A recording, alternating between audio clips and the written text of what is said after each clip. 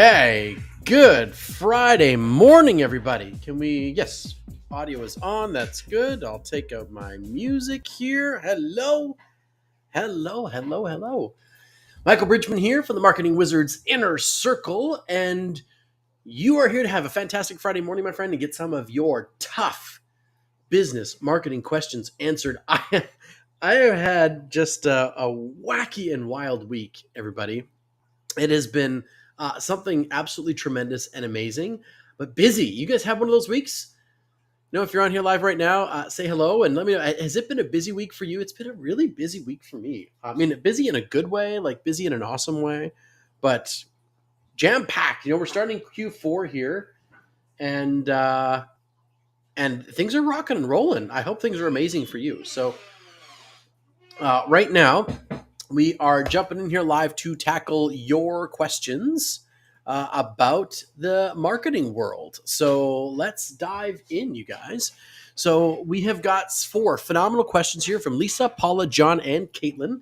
So an awesome group of peeps have all thrown in some questions.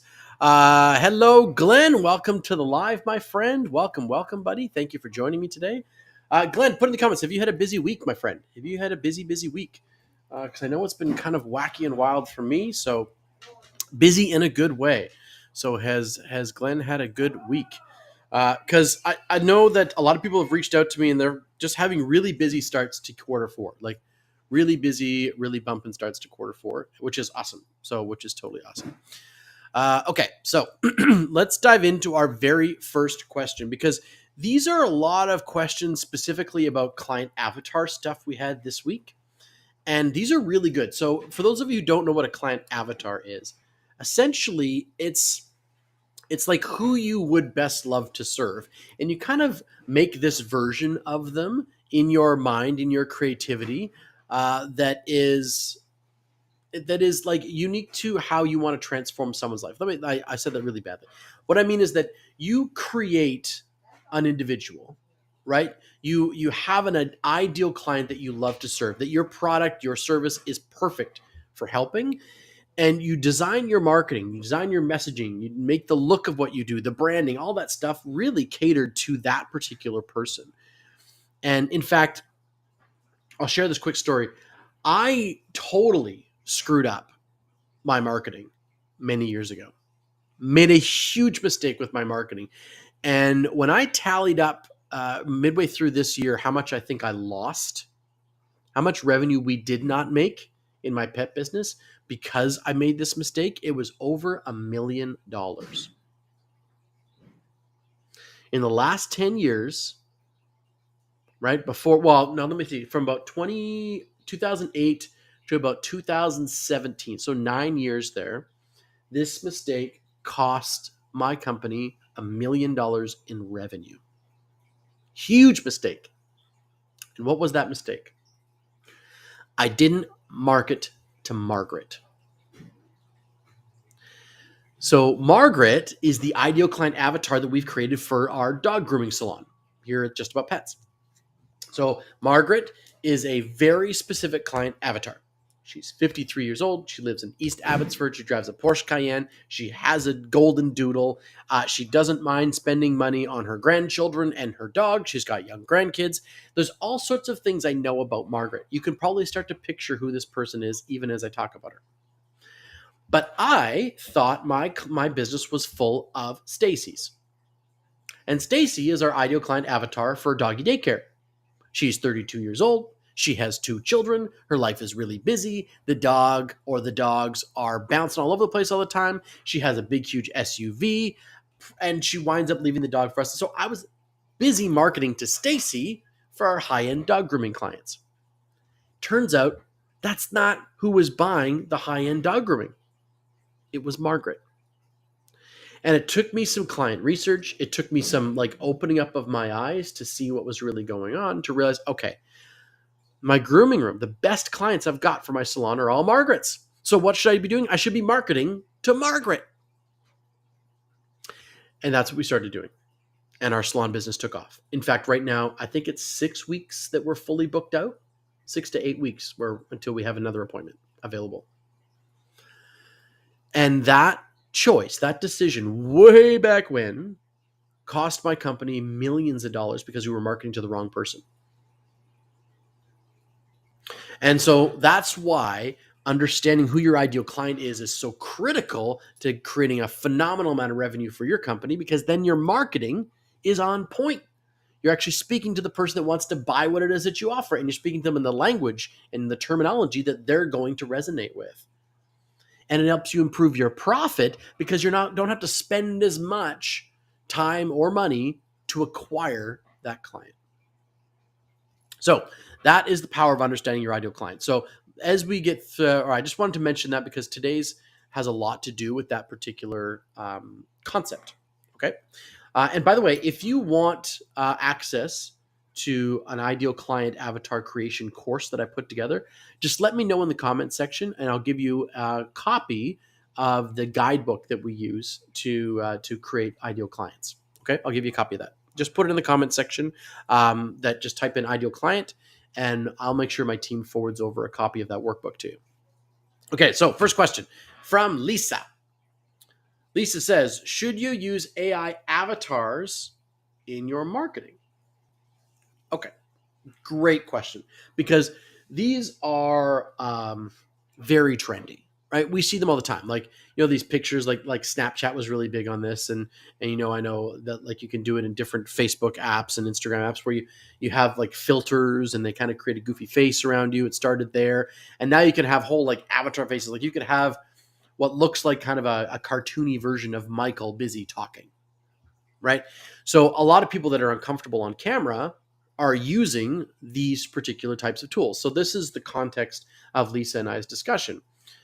And my answer to her was pretty straightforward, and it's the same for you guys. People buy from those they trust, right? So if you're developing a sense of camaraderie and relationship and trust with your prospect to help them purchase from you, do you think that they will resonate more with your face, your real face, your real person, like this thing, this thing right here, or a cartoon version of this thing, a pretend version of this thing? What do you think they're going to resonate with more? In some cases, your products or service, whoever's watching this, you guys, it might not matter. Glenn is in the cartoon business, right? You can hire an actual cartoon. There you go. See, Glenn's in the cartooning biz, who's watching right now. So Glenn could probably use this tactic and it would make sense for his product, make sense for his business. Lisa, on the other hand, she helps women with their finances. So are you going to want to watch a cartoon version or like an obvious sort of AI version of Lisa delivering value, right? Lisa giving you tips and tricks and ideas on how to improve your finances from a cartoon version of Lisa, or would you rather it be her? And it's not up to me to make the decision for Lisa, but I wanted to point out that if you want to use AI in your marketing, like that visual AI stuff, you have to make sure that it actually resonates with your brand. You have to make sure that it actually makes sense to how your clients want to talk, and that it would provide the right type of connection between you and your prospect. Okay, so that is the answer to Lisa's question. It's the same answer I gave her when we were chatting about this, that if you want to use it, make sure it makes sense for what it is that you do. Okay, so if that makes sense to you guys, give me a thumbs up here in the live here. Okay, question number 2 that I got submitted from Paula. Paula says, how did you change your marketing to attract your ideal client at Just About Pets? So we were having this conversation about Margaret in a workshop I was doing, because this week was our Magic Genie offer workshop, which was tremendous, you guys. The amount of traction that people got from that workshop was outstanding. If you haven't taken it yet, and this isn't to toot our own horns or anything like that, but people got a huge amount of clarity and value from that clarity by doing this Magic Genie offer workshop. So next time we do it, which will be in November, when I raise the flag and say it's ready to rock and roll, come buy a seat. You should really buy a seat. Okay. Okay. So Paula, how did you change your marketing to attract your ideal client at Just About Pets? So this was the Margaret thing. We're talking about Margaret, and she said, well, how did you attract her? Like, what did you change? So we changed everything in subtle ways. the images we used. Okay. We stopped going from these, mid 30s, late 20s family images we were using in a lot of our marketing to images of Margaret, this mid 50s lady, driving her swanky SUV with her doodle, right? Walking with her partner in the park, feeling energized and fun, look with a great looking dog. Like, these are the things that we started to use. The pictures of the dogs, right, that we wanted to use to promote our salon, we were more specific about those. The words we used, what we didn't use words like overwhelm or flustered or anything like that. We started to use more words like care and beauty and health and well-being, different words that resonated with that person. So to answer Paula's question, we changed almost everything. We changed how our emails went out for salon stuff. We changed, as I said, the visuals on social media for our salon stuff. And we changed what type of offers we put out into the marketplace for salon stuff as well.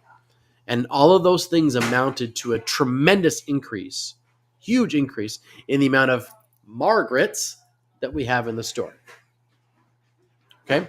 So when you've figured out who your ideal client is, I would shift all of your marketing to be catered to that person.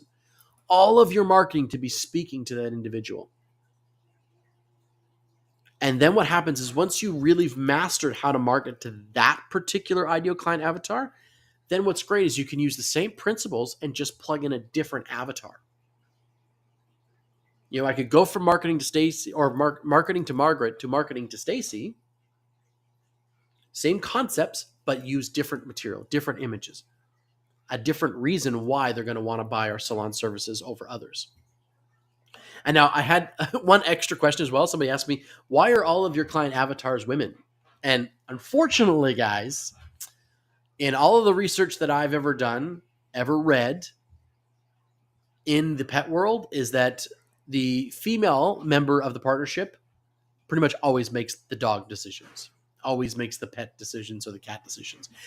You will find outliers everywhere, but predominantly the ladies make the choices around where the dog gets groomed, where they're going to get the food, which services they need, et cetera, et cetera, et cetera. That's just been the aggregate case. I'm not saying that if you're a guy, you don't make those choices, but as a whole, on a macro level, that's what our research told us. Okay.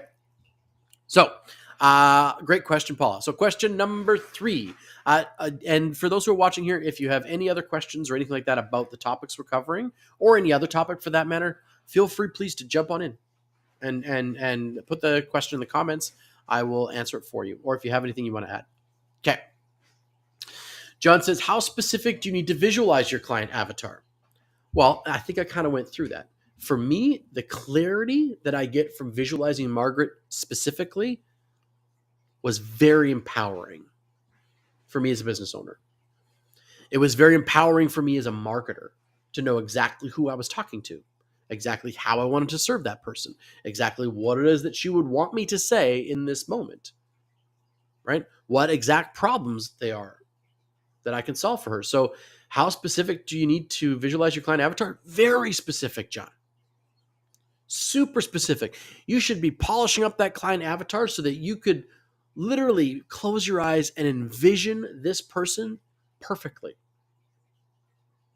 Because when you do that, you write better sales copy and marketing copy. You communicate better via email or video or audio or anything like that. And you can design better offers and products for that person because you know more clearly what it is you are solving. Now, here's the caveat, and I've mentioned this a couple times. You don't have to have just one avatar. You can have multiple client avatars, my friends. Multiple client avatars. But they should all be really nice and specific and really, really clear. So that if you're writing an email that's going to go out to Margaret's, right, the email sounds a little bit different than those that are going to go out to Stacy's. That's what I'm talking about here. People say that the attention span of us human beings lately, especially in North America, thank you, has gone down.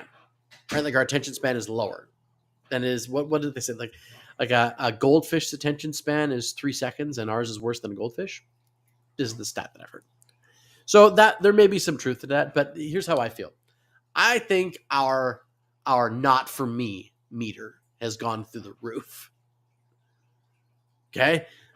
In other words, we're looking at something, we're reading something, we're watching something, and our ability to go, yes, that's for me, or no, that's not for me, has skyrocketed because of the amount of choice that we have.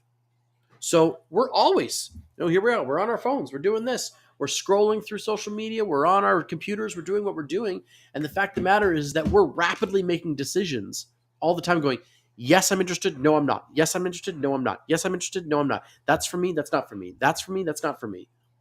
I don't think our attention span has been reduced as much as our ability to make distinct choices, or our ability to go, if you're not marketing directly to me and speaking directly to me right now and the problems I have and the person who I am, then I'm not going to pay any attention. I think that barometer for us has gone through the roof. Just put it up there. Okay. So, John, yes, clear visualization, crystal clear clarity as to who you want to serve with your offer, with your business, is going to help you do better marketing. More clarity on who it is you serve, better marketing on how you get there. That's just the truth of it. Okay. So if you want your marketing to produce great results, get super specific and clear about who you're talking to, and it will improve. I promise you.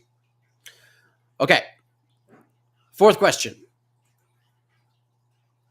And if you guys agree with me on that one here and you're watching the live right now, give us a thumbs up in the live. That would be fantastic, you guys. The more interaction you do on the live, by the way, the better it helps the algorithm. So it's really, really beneficial for me and for anybody else that's in the Marketing Wizards Inner Circle Facebook group, because then they get reminded by Facebook, right? They get reminded by YouTube, 2 areas that we're going live on right now that, hey, this is happening. People are enjoying it. Check it out. So even if it's just a little thumbs up, you guys, or a little quick comment like that's cool or anything like that, all of that really helps. So if you're open to doing that for us, that would be great because it does help promote the content to other people. And I just want to help and serve as many people as we can with this stuff. So, and it's free. Speaking of free, Caitlin asks, what type of free content is best to attract clients? Okay. The best type of free content to attract clients is solutions. So it should be, it should be two different ways of doing that too. It should be either educational or inspirational, right? Educational or inspirational. Those are the 2 types of clients or 2 types of free content that are the most effective to attracting clients. Educational and inspirational. So what does that really mean? Educational stuff is where you're giving away some of your how-tos, right? Giving away some of your research on the things that you're an expert in, giving away some of your knowledge on what you're an expert in. Inspirational is day in the life stuff, is great quotes, is phenomenal triumphant stories, right?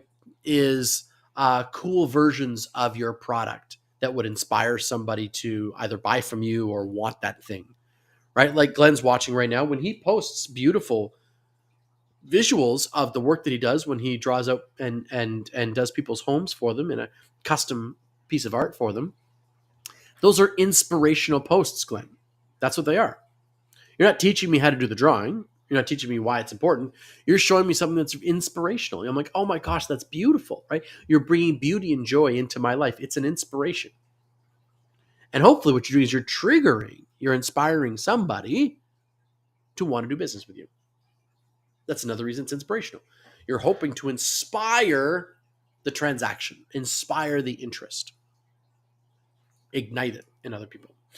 So free content is best when it's educational or inspirational. Okay. People and it depends. Like if you're in business, people they're like, wow, it should be entertaining too. Yes. Okay. Granted, we should be entertaining. I don't think that's as easy for many small business owners to do. I'm just being really blunt. Being entertaining is a slightly different skill set than a lot of us small business owners have. And that's okay. It doesn't mean we shouldn't still do the content. It just means that making it entertaining as the primary objective is harder.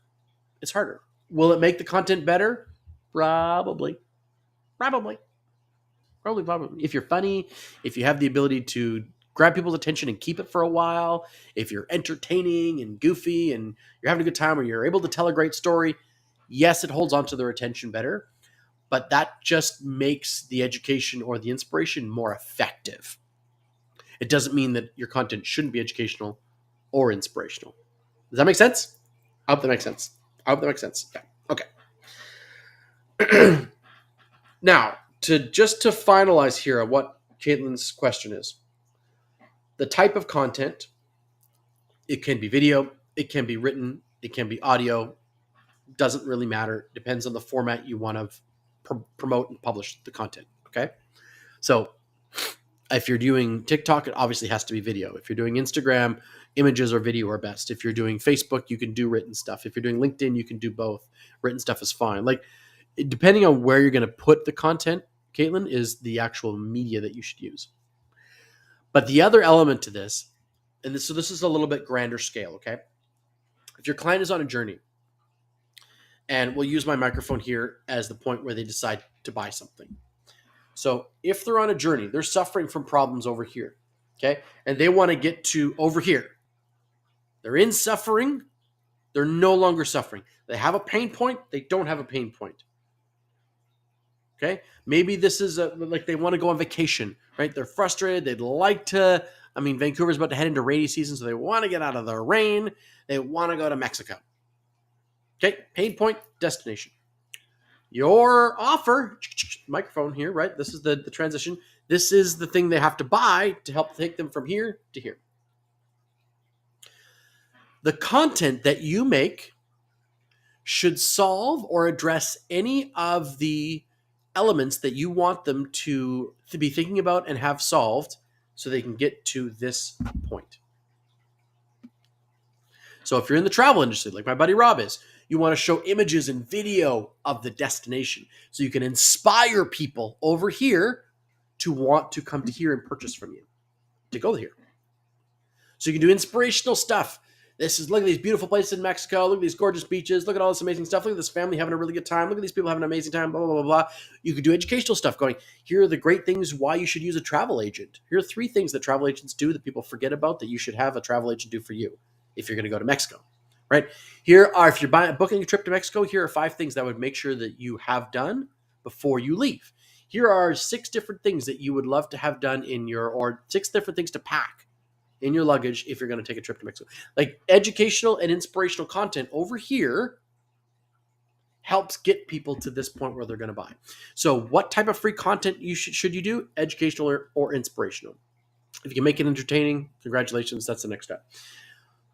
What type of media should you use? It depends on the platform. I love video media. Not everybody does, but that's my thing. That's my jam. So I recommend video because it's great. Okay.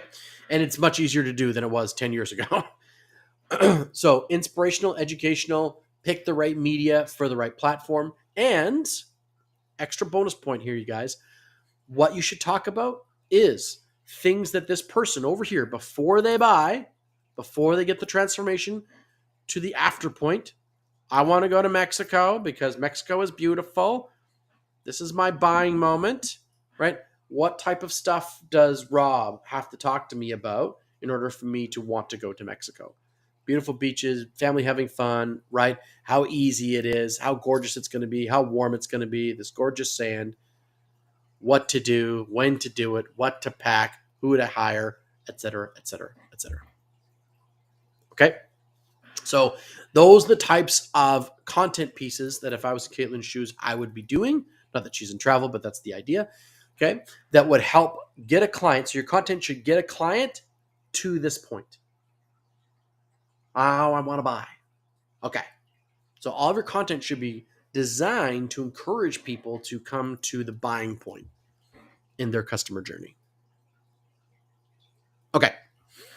Any quick questions about that from the comments section?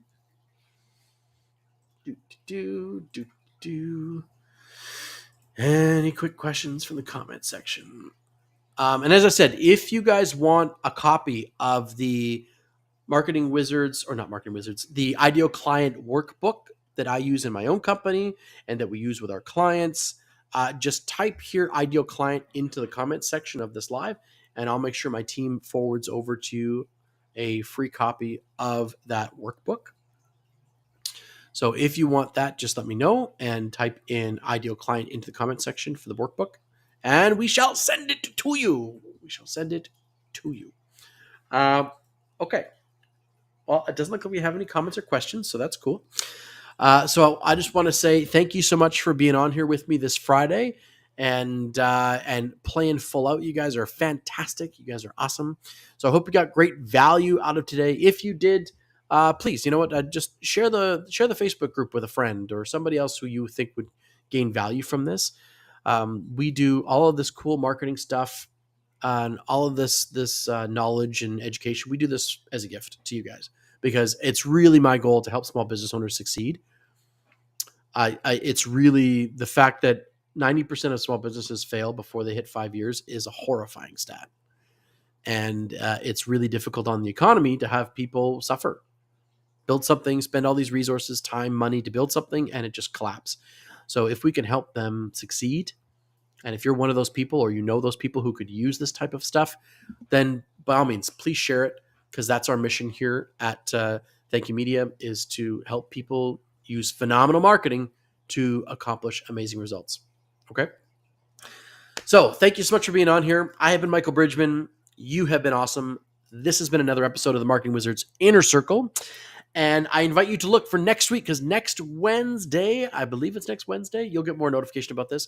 I have a crazy cool interview going to happen live here in the Marketing Wizards Inner Circle Facebook group and on the YouTube channel. So Mr. Amos, who is part of Empower Network, he's building the Empower Network television network, Empower Network television network, something like that. Anyway, I'm screwing this up.